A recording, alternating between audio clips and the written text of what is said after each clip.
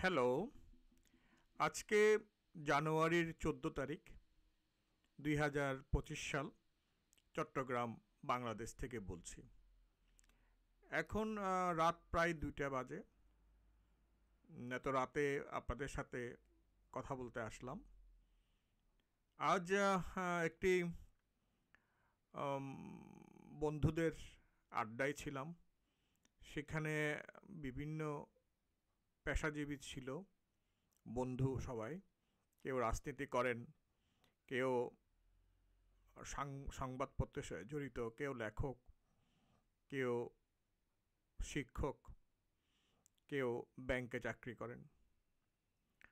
তো সবাই যে কথাটা আমাকে জানতে চাইলো যে আওয়ামী লীগ কি বাংলাদেশের রাজনীতিতে আসছে, তুমি কি বলো? আমি এই প্রসঙ্গে বললাম যে আজকে ভোরের কাগজে 14 তারিখ ভোরের কাগজে আমার একটা লেখা প্রকাশিত হয়েছে। সে লেখাটি হলো, আমি লিখেছি যে আমার হেডিং ছিল ট্রাম্পের যমনায় ভারতের অর্থনৈতিক যে উত্থান হতে যাচ্ছে সে বিষয়ে। আমি লিখেছি ট্রাম্পের দায়িত্ব গ্রহণের প্রভাব ফেলবে ভারতের বিনিয়োগে। আমি তাদেরকে বললাম যে ট্রাম্প যে ক্ষমতায় আসছে তাতে ভারত বহুবিধভাবে লাভবান হবে।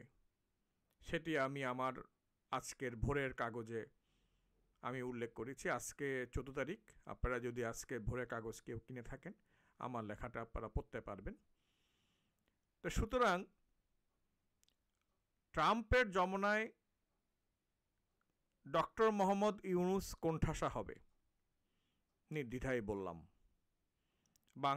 ভারতের পররাষ্ট্রনীতি, নিরাপত্তার স্বার্থে ভারত চাইবে বাংলাদেশে ডক্টর ইউনুসের অন্তর্বর্তীকালীন সরকারের পরিবর্তন হোক।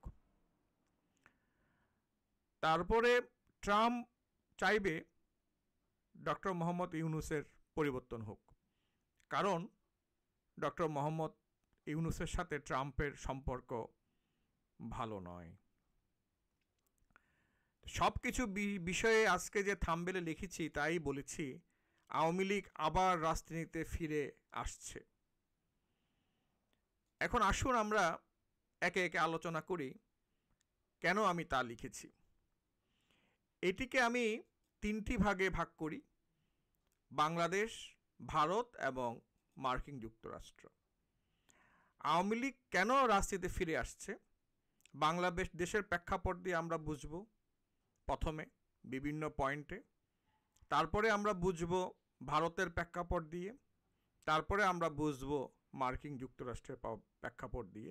এই 3টি ভাগে ভাগ করে যদি আমি আপনাদেরকে ব্যাখ্যা করি, তাহলে হয়তো আপনারা বুঝবেন, অনুধাবন করতে পারবেন আওয়ামী লীগ আবার রাজনীতির মাঠে ফিরে আসছে। আসুন আমরা আগে বাংলাদেশ প্রেক্ষাপট দিয়ে বিচার করি। বাংলাদেশের প্রেক্ষাপট দিয়ে বিচার করতে গেলে আমার যেটা নিজস্ব মতামত এজ এ প্রাবন্ধিক গবেষক হিসাবে, যদি নির্বাচন কোনো কারণে 2025 সালের শেষের দিকে হয় বা 26 সালের প্রথমের দিকে হয়, তাহলে আওয়ামী লীগের নির্বাচনে আসার কোনো সম্ভাবনা নেই, আমি দেখছি না। কিন্তু বিভিন্ন উপদেষ্টা যেটা বলছেন যে 2026 সালের জুন পর্যন্ত তাদের বিভিন্ন সংস্কারের বিষয় নিয়ে তাদের সময় লাগবে, তাহলে 2026 সালের জুনের পরে যদি নির্বাচন হয়, তাহলে আপনারা ধরে নেন যে আওয়ামী লীগ আবার তার রাজনীতি মাঠে সক্রিয় হয়ে উঠবে। এখন বলতে পারেন কেন? আওয়ামী লীগ যে রাজনীতিতে সক্রিয় হচ্ছে তার কিছু আলামত আপনারা এখনই বুঝতে পারছেন। তার মধ্যে একটা হলো, আওয়ামী লীগের যারা পলাতক ছিল তারা বিভিন্ন জায়গার থেকে এখন ইউটিউবে বিভিন্ন টক শোতে আলোচনায় তারা সক্রিয় হচ্ছে। তার মধ্যে আমরা দেখেছি ছাত্রলীগের সাদ্দামকে বক্তৃতা দিতে, আমরা দেখেছি যে ডক্টর হাসান মাহমুদ উনি বক্তৃতা দিচ্ছেন, আমরা দেখেছি প্রাক্তন তথ্যমন্ত্রী উনি বকেয়া দিচ্ছেন, আমরা রাব্বানির বকেয়া দিয়ে দেখলাম। সেভাবে আওয়ামী লীগের অনেক গুরুত্বপূর্ণ ব্যক্তি কিন্তু এখন আস্তে আস্তে সামনে আসছে। আমরা জানতে পারছি 20শে জানুয়ারি শেখ হাসিনা তার বাংলাদেশের নেতাকর্মীদেরকে নির্দেশনা দেবেন। এই সামগ্রিক প্রেক্ষাপটে এটা বলা চলে আওয়ামী লীগ আস্তে আস্তে আবার তার রাজনীতির মাঠে ফিরে আসার জন্য তার তৎপরতা শুরু করেছে। কিন্তু যদি কোনো কারণে 25শে ডিসেম্বরের মধ্যে নির্বাচন হয় তাহলে আওয়ামী লীগের নির্বাচনে আসার কোনো সম্ভাবনা বা সুযোগ নাই। কারণ এখনও মানুষের মধ্যে শেখ হাসিনার প্রতি যে ঘৃণা, আওয়ামী লীগের প্রতি যে ঘৃণা, তা এখনও সক্রিয়।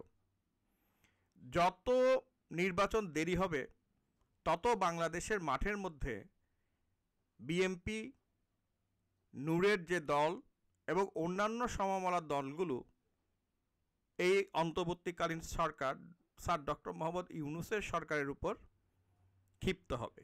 এখনই তারা সমন্বয়কদের বিরুদ্ধে বিভিন্ন কথা বলছেন।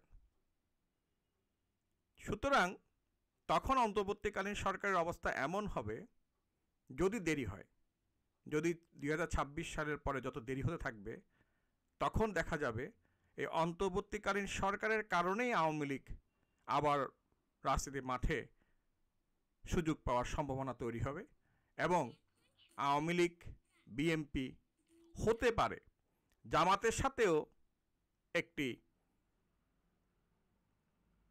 সংযোগ বা একটি আপোষ মীমাংসা হতে পারে।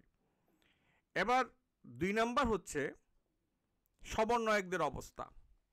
আপনারা যদি বিগত এই জানুয়ারির মাসে 14 দিন যদি সমন্বয়কদের অবস্থা দেখেন, তাহলে আপনারা এটা নির্দ্বিধায় বুঝতে পারছেন যে সমন্বয়কদের পায়ের তলার মাটি এখন আর নাই। কিভাবে? প্রথম তারা রেজুলেশন প্রকাশ করতে চাইল, তা ব্যর্থ হলো, সরকারই তা ব্যর্থ করলো। পরবর্তী তারা বলল যে না, সরকারই দায়িত্ব নিয়েছে। পরে সরকারের পক্ষ থেকে এই বিষয়ে যা বলা হয়েছে তাতে বোঝা যাচ্ছে সরকার আসলে বিষয়টি অ্যাভয়েড করতে চাইছে। দ্বিতীয়, চট্টগ্রামে যেহেতু আমি আছি, চট্টগ্রামের মধ্যে সমন্বয়কদের যে মারামারি আমরা দেখলাম, একজন আরেকজনদের যে দোষারোপ করতে দেখলাম, সে দোষারোপ করা থেকে স্পষ্ট হয়ে গেল সমন্বয়করা দুর্নীতিতে জড়িয়ে পড়েছে। এটা তাদের নিজস্ব বক্তব্য। একজন ভিডিওতে দেখাচ্ছে যে ওই ব্যক্তি আহত ব্যক্তি নয়, সে সন্দেহ প্রকাশ করছে। আবার ওই ব্যক্তি সে যে আহত সেটা প্রমাণ করার চেষ্টা করছে। আবার তারা বিভিন্ন ভিডিওতে ওই ব্যক্তি যে আহত নয় তা প্রচার করছে। আবার এক পক্ষ আরেক পক্ষে চাঁদাবাজি। আমরা জেনেছি এখানে একজনের 32 কোটি টাকার লেনদেনের হিসাব পাওয়া গেছে, সেই বিষয়ে তুলে এনেছে। আবার বলছে পোর্টে তারা দুর্নীতি করছে, চাঁদাবাজি করছে, চাঁদাবাজদের স্থান নাই তারা বলছে। তাদের পারস্পরিক ঝগড়া থেকে এটাই সুস্পষ্ট এখানে চাঁদাবাজি এবং দুর্নীতি হয়েছে। চট্টগ্রামবাসী সমন্বয়কদেরকে প্রত্যাখ্যান করবে, আমি আপনাদের আজ বলে দিলাম। কারণ চট্টগ্রাম হচ্ছে এমন একটা অঞ্চল, চট্টগ্রামবাসী এমন বাংলাদেশের সকল দেশ অঞ্চলের থেকে চট্টগ্রামবাসী অনেক কট্টর, অনেক সচেতন এবং অনেক গোড়া। তারা অত হালকা কোনো বিষয়ে তারা সিদ্ধান্ত নেবে না। সমন্বয়কদের, চট্টগ্রাম থেকে সমন্বয়কদের আমি বলবো যে শেষ যে ঘটনা ঘটলো, আমি আজকে যে আলোচনা দেখলাম, সব জায়গায় ধিক্কার উঠেছে। সমন্বয়কদের চট্টগ্রামে তেমন ভালো কিছু করার আর সুযোগ নাই, সুস্পষ্ট। তারপরে আমরা দেখলাম নূরের দলের উপর সমন্বয়কদের কারো একজনের নির্দেশে আক্রমণ হয়েছে। সে আক্রান্ত হয়ে শহীদ মিনার চত্বরের মতন একটি জায়গায় সে মারাত্মকভাবে আক্রান্ত হয়ে হাসপাতালে। সেখানে নূরের যারা দলে আছে তারা যেভাবে সমন্বয়কদের বিরুদ্ধে বলেছে, তাতে সুস্পষ্ট হয়ে গেছে যে সমন্বয়করা তাদের আর নৈতিকতার স্তরে নাই।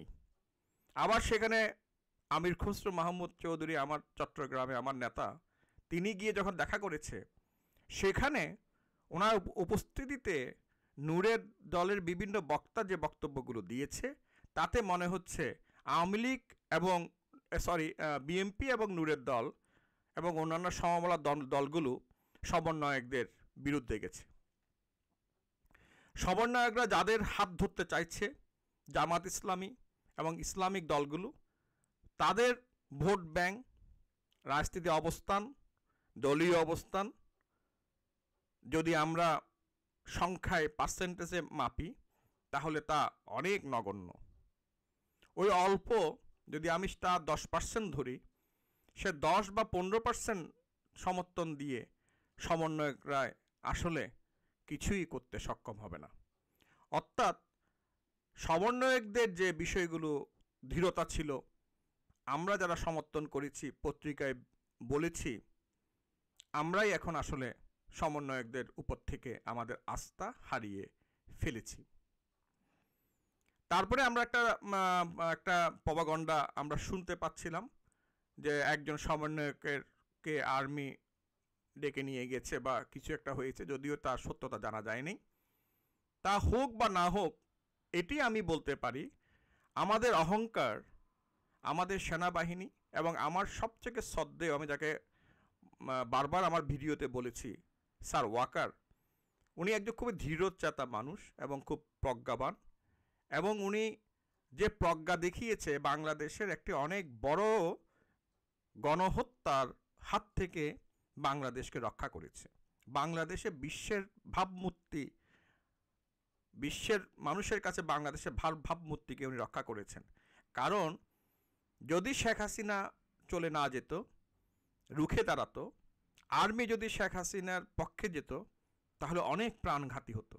কিন্তু স্যার ওয়াকার তার প্রজ্ঞা, তার দৃঢ়তা, তার জ্ঞান, তার বুদ্ধি, তার মানবিকতা, আমি বলবো অসম্ভব মানবিক পরিচয় দিয়ে উনি সেনাবাহিনীকে জনতার মুখোমুখি দাঁড় করান নাই, এবং শেখ হাসিনাকেও উনি চলে যেতে সুযোগ দিয়েছেন।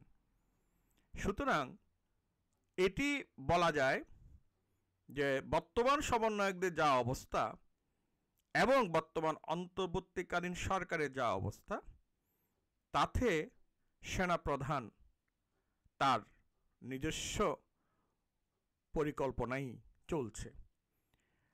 স্যার ওয়াকার একটি সাক্ষাৎকার দিয়েছে প্রথম আলোর সাথে, অসাধারণ একটি সাক্ষাৎকার। আমি একটা ভিডিও করেছিলাম এই বিষয়টাই নিয়েই, সেখানে আমি বিভিন্ন বিষয় তুলে ধরেছি। টোটাল সাক্ষাৎকারটার মধ্যেই কিন্তু অনেক কিছুই নিহিত আছে। নির্বাচনের দিনের সময়ের একটি সীমারেখা স্যার ওয়াকারের আগের রয়টার্স কাছে বক্তব্যের মধ্যেও আমরা পেয়েছি।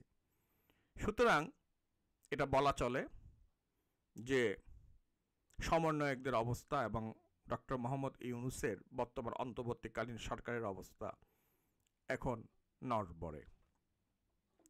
সুতরাং ওই পরিপ্রেক্ষিতে আওয়ামী লীগের প্রতি উনি যাই কিছু করতে চাইছেন বিরুদ্ধে, তা আর হয়ে উঠবে না। তা আমরা স্যার ডক্টর ইউনূসের কথাই আমরা জেনেছি, বুঝতে পেরেছি। তিনিও আওয়ামী লীগ ইলেকশনে আসতে পারবে কি পারবে না এই ধরনের বক্তব্যে, তার বক্তব্যটা আমি বিশ্লেষণ করলে এটাই বুঝেছি যে আওয়ামী লীগ ইলেকশনে না আসতে পারার কোনো কারণ উনি দেখছেন না। তার মানে আওয়ামী লীগ আবার তার রাজনীতিতে ফিরে আসছেন, এবং যে গণহত্যার বিষয়, যে বিভিন্ন দুর্নীতির বিষয় উঠে এসছে, বিশেষ করে গণহত্যার বিষয় নিয়ে স্যার ইউনূস যেভাবে জাতিসংঘকে আহ্বান করেছেন, জাতিসংঘের তদন্ত দলের কাছে ওনারা গুরুত্বপূর্ণ নথি তুলে দিতে ব্যর্থ হয়েছেন। আবার একটি ইন্ডিপেন্ডেন্ট করে আমেরিকার মার্কিন পররাষ্ট্র দপ্তরের এই সমালোচনার সম্মুখীন হয়েছেন। সুতরাং ইন্ডিপেন্ডেন্ট বা যে উনি যে অধ্যাদেশ দিয়েছেন, সে অধ্যাদেশ মানেই হচ্ছে 5 বা এর 6 বা এই সময়ে গণহত্যা হয়েছে তার স্বীকারোক্তি। এই অধ্যাদেশের মাধ্যমেই স্বীকার করে নেওয়া হয়েছে আসলে যে তখন গণহত্যা হয়েছে। সুতরাং গণহত্যার দায় 5ই আগস্টের পরে যে 2-3 দিনে যা হত্যা হয়েছে, প্রশাসনের পুলিশ বাহিনীর উপর হত্যা হয়েছে, হিন্দুদের উপর হত্যা হয়েছে, বৌদ্ধদের রাঙ্গামাটি বৌদ্ধদের বৌদ্ধ মুক্তি পুড়িয়ে দেওয়া হয়েছে, এই সব কিছুর দায়ী কিন্তু অন্তর্বর্তীকালীন সরকারের প্রধান হিসাবে স্যার ডক্টর মোহাম্মদ ইউনূসের কাছে যাবে। সুতরাং সর্বদিক থেকে এটা বলা যায় যে সমন্বয়ক এবং বর্তমান অন্তর্বর্তীকালীন সরকারের অবস্থা অনেকটা নড়বলে।